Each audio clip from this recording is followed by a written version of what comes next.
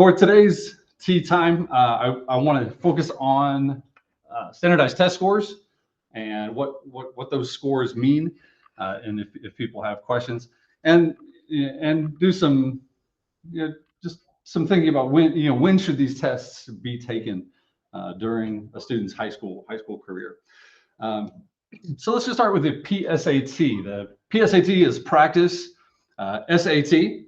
And the score range is about 320 to 1520. This only has reading and math sections. If you're not aware, the PSAT and SAT eliminated the essay writing portion a few years ago.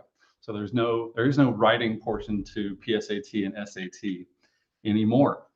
And so students and parents are always asking, like, okay, what's a good score? What is a good score? So decent scores on the PSAT are going to be similar to SATs, and like I have here, it depends on the SAT goals.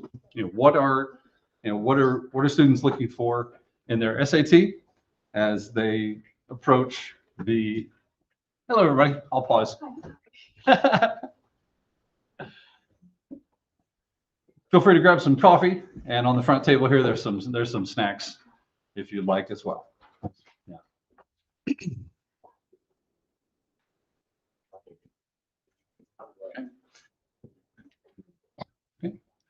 For those of you who just joined us, we're talking about standardized tests today, and I just got started with the PSAT. PSAT is a practice SAT test, and for our younger students in our school, you're probably familiar with the MAP testing.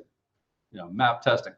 But once we get to grade 10, we no longer do the MAPs, and we switch over to our 10th and 11th graders are doing the PSAT test.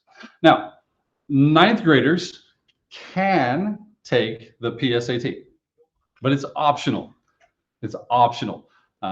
Students, 9th grade students must still take the MAP, and then at a different time, they can sign up and pay for the PSAT on their own. Okay, but for our 10th graders and 11th graders, the school pays for every student in grade 10 and 11 takes the PSAT here. Okay, this is just an example of the PSAT score sheets. And so each student will get an individual report that shows where they're strong and some areas where they may need some improvement. So usually the PSATs are given in October. We have a window, the entire month of October, to give the PSAT, and so we schedule that, and so we'll put that on the calendars, and we'll announce that and prepare the students for that test. It is digital now. In the last couple of years, it switched over from paper to computer-based PSAT. And so did the SAT. It moved to digital computer test format. So scores, the test is taken in October, and scores usually come out around December. And the test that we give here on campus is the 11th grade level test. Now, there are PSATs that are, grade leveled to other grade levels. Like there's a PSAT 9, 8/9, and there's a PSAT 10, but we don't provide those because parents have asked, well, why don't we provide those? Well, those all have different testing windows, and so if we provide all those tests, then we're going to be interrupting instruction several times during the school year. So we've just chosen one. Everyone has the opportunity in grades 9, 10, 11 to take the PSAT, but we're going to do it just once in the school year in October. Okay. Yeah. Now, the PSAT is linked to an organization called the National Merit Scholar. And for students that take the PSAT in grade 11, and they are U.S. citizens. Okay, so there's a lot of criteria there. They have to be a U.S. passport holder, take the test in grade 11, and if they perform well, then they can qualify for scholarships. Their name goes into a registry, National Merit Scholarship Registry, and those students, if they want to, they can start receiving like emails and information about like universities and scholarships because they performed well on the 11th grade PSAT. Okay? But again, the benefits of that are just for U.S. citizens, U.S. passport holders. Okay? Any questions so far? That's one.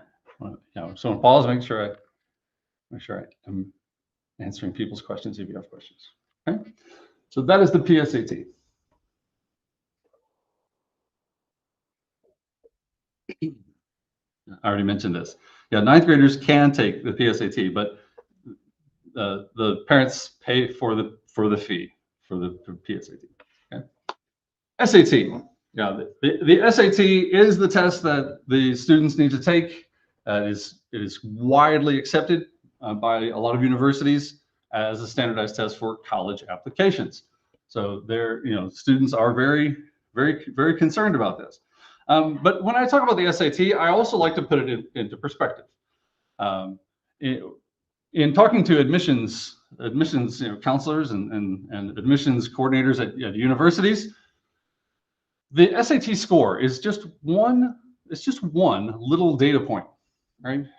It is important. We do need to see that students are performing well on this test. It's not to minimize it, but really the admissions counselors and admissions people in these universities, they're looking at these scores for less than a minute.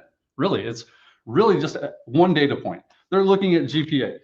Okay, they're looking at SAT scores. Okay, that's in the good range, and then they're looking at a lot of other criteria as they are making admission decisions. And so again, I never want to minimize the importance of this test, but we always have to remember that it's just a single data point in multiple factors that admissions offices at universities are looking at. So I know that some parents and students put a lot of time and extra study and to build these scores. And if that is a priority that you set, by all means do that. But I always want it to be in perspective. Some people have said, well, they study more for this than they do for some of their classes in high school. I'm like, I don't know if that's a proper balance. If there's an area of the test where a student feels that they need a little more practice or they need some improvement, then yes, by all means, study and improve that part of your skills and your vocabulary but make sure that it's in balance with the rest of your academics, because the academics and the classes go into your GPA. Okay. In looking at what is a good score, it really does depend on the admissions criteria for the universities. What kind of schools are the students looking at applying to? And do your research. Look online and determine, okay, what if I want to apply to these schools, these universities? Well, then what range of SAT do I need? And then and aim for that. But I always tell students and parents when we're doing research and we're building the college list where they want to apply, I always encourage them to have what we call reach schools, like dream schools, but have more of what we call target schools. Like my academic performance really does kind of meet the criteria for these schools. It's a little competitive, but I'm in this range. These are target schools. And then always have some schools on the list that are what we call safety schools. Their academic performance is at or above the admission criteria for those universities. So you don't want your college list to be like all dream schools. You want some dream schools, target schools, and safety schools. So as you're making those decisions, you're looking at the admission criteria for those universities, and these scores are just a part. They're just a part of those criteria.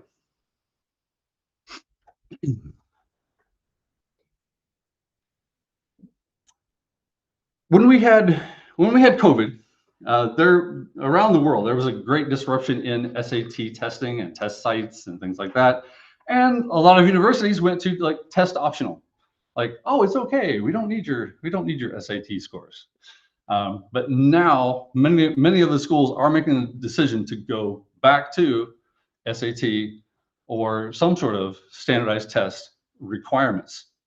So, are some schools SAT optional?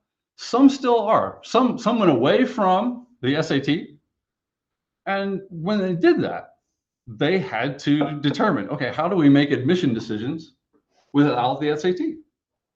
And so many of them have just decided, well, we can do it without the SAT. So we're going to keep it that way. But other schools are now going back to, okay, we want the SAT score back as a part of our admissions criteria.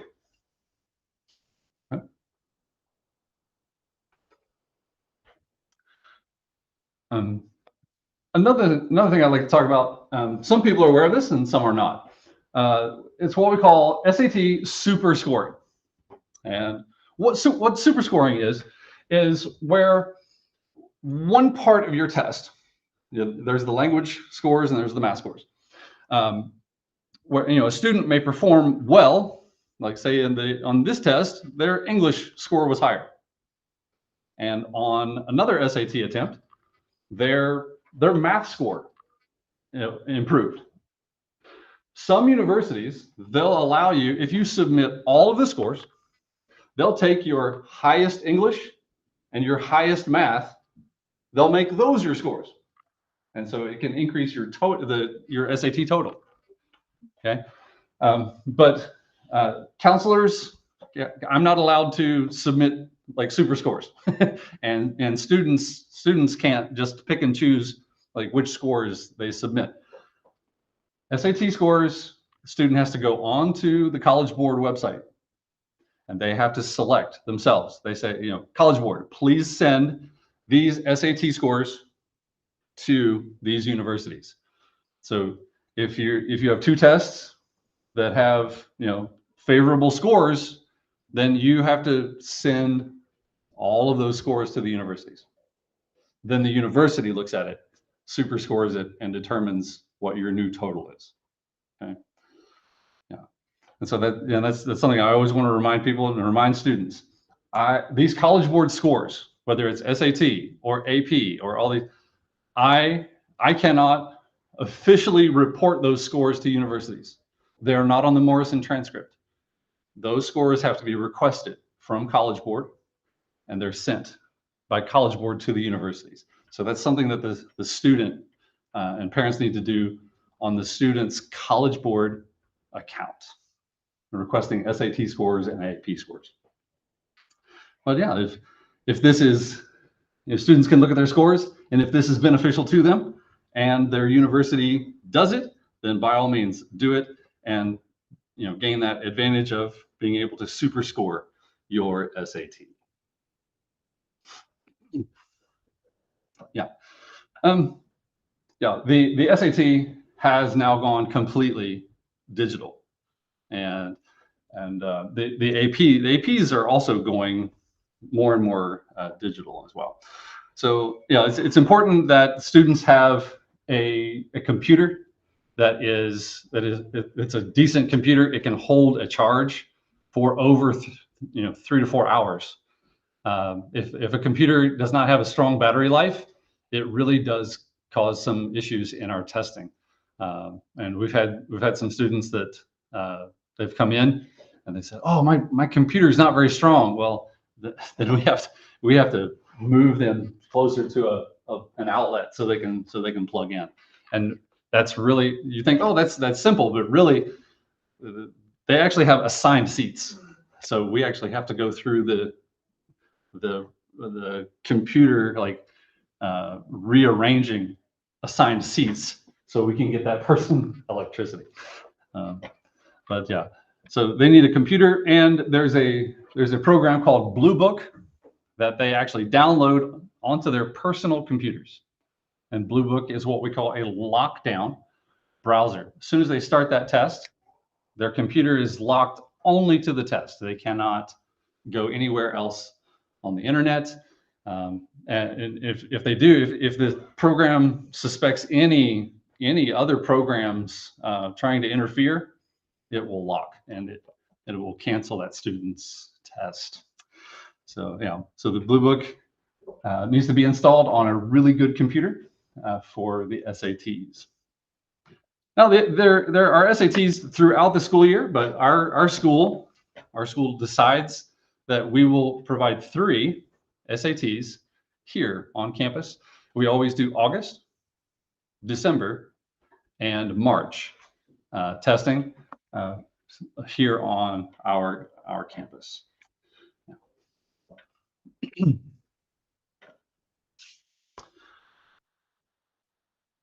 Let's move on to ACT. ACT is a test that is not as popular anymore, but it is still going in the United States. I would say the SAT is more internationally recognized. If students are planning to apply to the United States, but other schools as well in other countries, then the SAT is a little more recognized than the ACT. But the ACT it's still pretty popular in the United States. And a lot of universities, they will accept either one, the ACT or the SAT. They would just like to see a standardized test. Now, something that the ACT features that the SAT does not have. The ACT has a dedicated science portion of the test. So that's unique to the ACT. And scoring is very different in its range. It only goes up to about like 36 is a maximum score within the different categories of the test. Yeah. And again, some universities will even super score the ACT. So if the student has taken that multiple times, then they can super score ACT as well. Now, up until this point, we have not had ACT testing on our campus. But in doing research to update this, I found out that it's actually they've put out the first versions of the digital ACT this April, and they're testing it out in the United States. If that goes well, they may put it out in a digital format for international schools. We're not promising anything, but it could be something that we add to our testing repertoire in the future. If it's digital and it is allowed for international schools. Yeah. So here's an example of the ACT scoring. Yeah. So it does have the English, the reading, the writing, math, and then the dedicated science portion.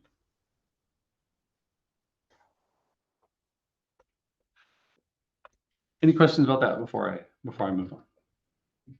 Okay.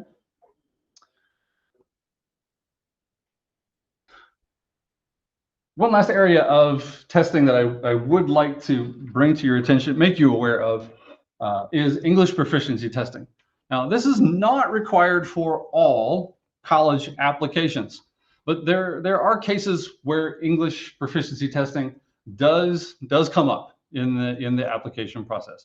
I have had Australian schools, and I have had some Canadian schools that said, well, you're considered an international student, so you have to have an English test, like no matter what. Even though our school is American accredited, the language of instruction is English.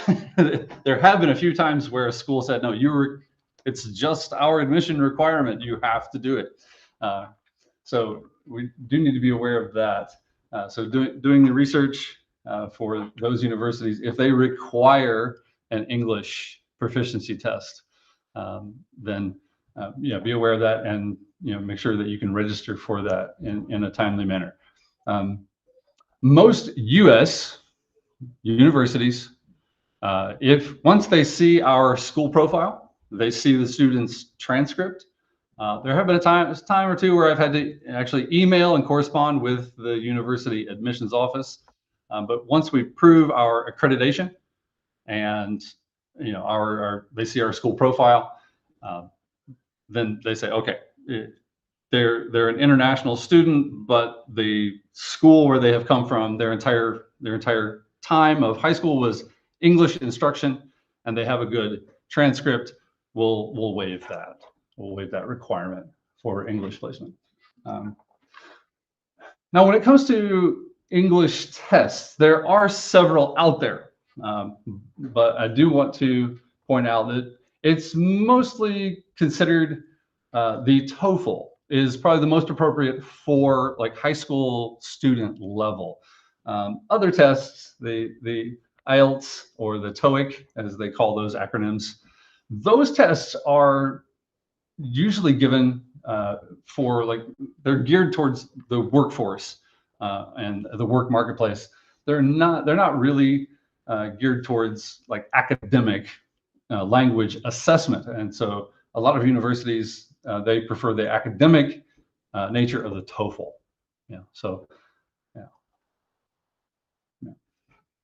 So again, be aware of admissions requirements and be sure to take an English placement test that's appropriate for students.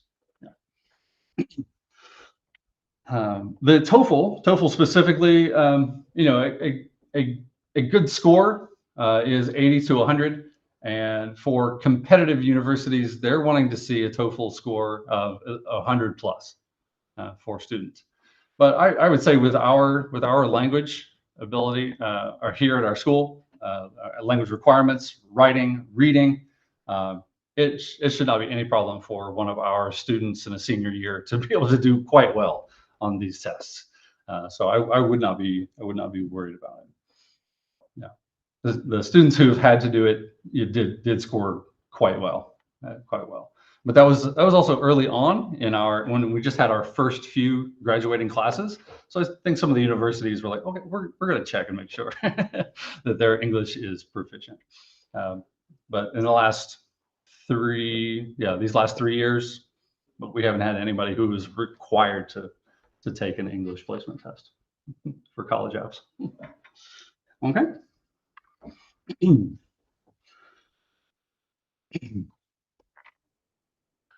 Yeah. Again, in doing your research, some international admission requirements, they'll post what they would like to see on the tests, but also many of them do have clauses in their admissions requirements where they say, yes, if you're an international student, but your high school was fully English, then we can waive the English requirement.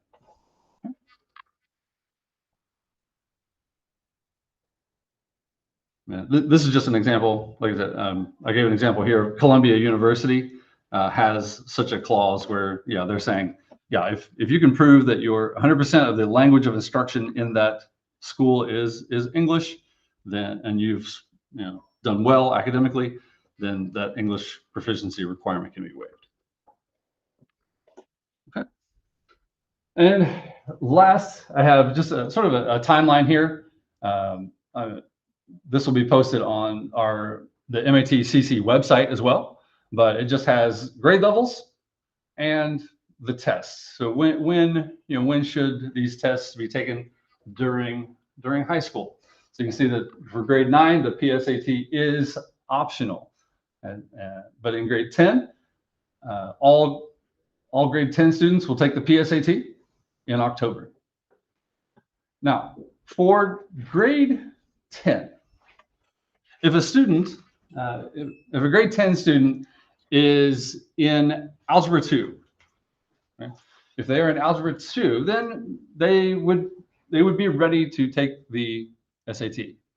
The SAT math goes up into Algebra 2 level. So for example, if a 9th grader has Algebra 1 and in 10th grade they have geometry, they're they're really not ready yet for the higher math on the SAT. Okay, but if they are in grade 10 algebra 2, yeah, maybe they could take the SAT and see how they do.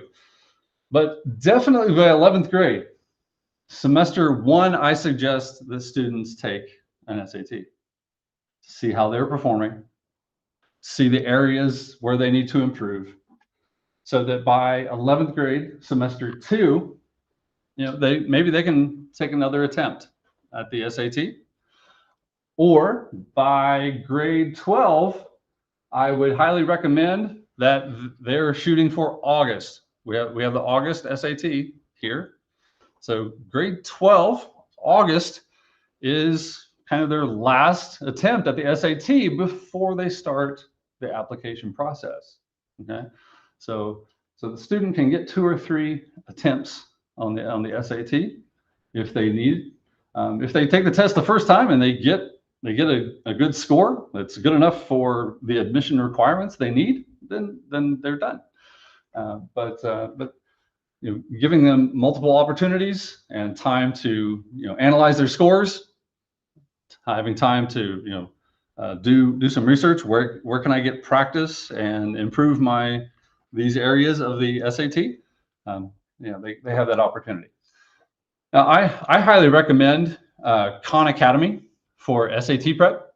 It is, 1, it's free.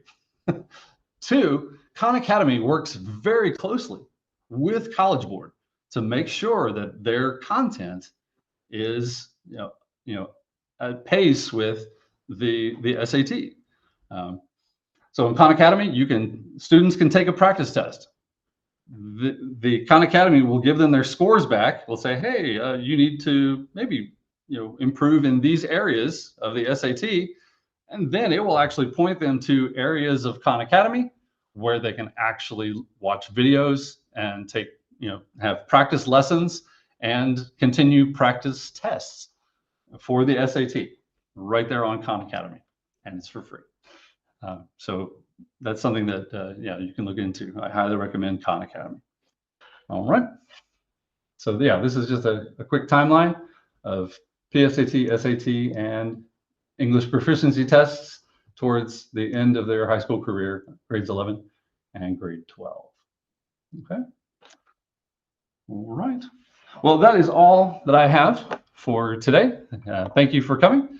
If you want to stay and you have questions about testing or other things, I can be here for just a little while to take your questions. So thank you very much.